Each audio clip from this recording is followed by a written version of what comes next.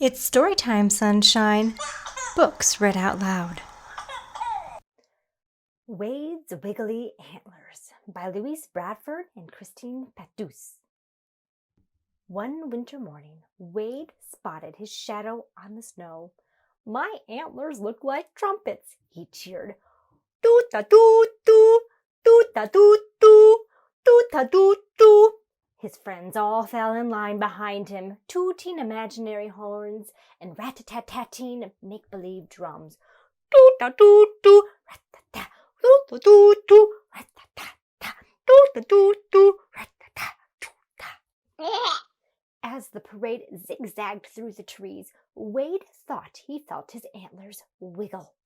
"It's just the wind," he told himself. Farther along, it seemed like they wiggled again. "It's all this marching," he thought. But on his way home, with barely a breeze in the air and his footsteps light on the path, it happened again. This time, Wade checked his antlers. They were loose.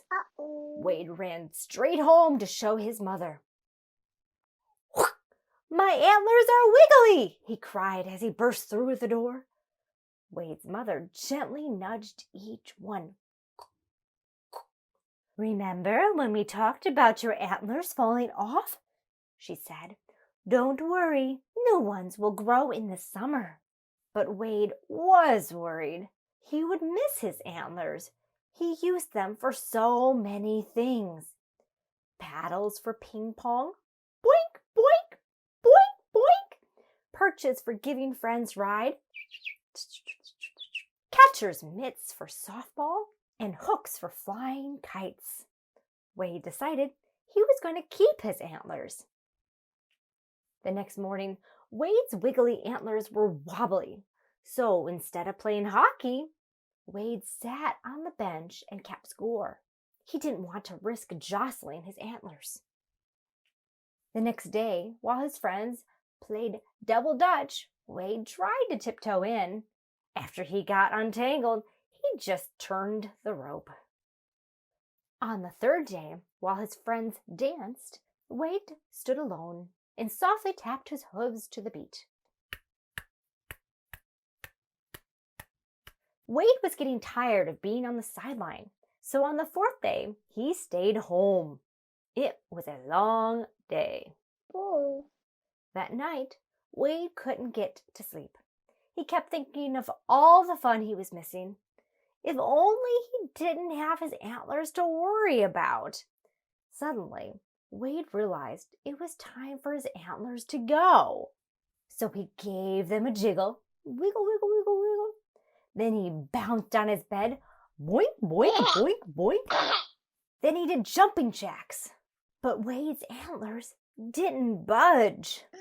By then, he was sleepy. "I'll try again tomorrow," he thought, and he snuggled under the covers. At breakfast, Wade spotted his friends bounding through the forest, pulling a toboggan. Wade loved tobogganing. "Wait for me!" he hollered, forgetting all about his wobbling antlers. At the top of the highest hill, Wade and his friends all piled in, and down they zoomed. Zoom! It was a bumpy ride. At the bottom, everyone tumbled off and headed back up. Everyone except Wade. He stood stock still. Something was different. He reached up to check his antlers. They were gone! Wade peeked at his shadow. No more trumpets, he realized, a little sad. But only for a little while, he reminded himself. Wade couldn't wait to show his mother. He noticed how much lighter and freer he felt. This might not be so bad after all, he thought, as he hurried home. His mother brought out a special box. On the outside, they wrote, "Wade's first antlers." To celebrate, they made moss cupcakes with maple icing and had a party. Wade and his friends danced up a storm. Boop-a-doop-a-doop, boop, boop-de-doop-a-doop, boop, wee, wee, wee, wee, wee. For the rest of the winter and all through the spring, Wade ran faster and jumped higher than he ever had before. He zip-lined through the forest and won at hide-and-seek for the first time. He hardly missed his antlers at all.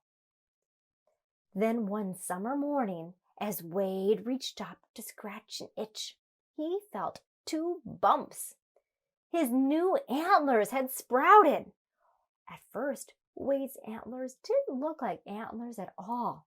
Instead, they looked like fuzzy acorns, then a pair of nut-poles, then coat hangers, and by autumn, doo-da-doo-da-doo, bigger trumpets.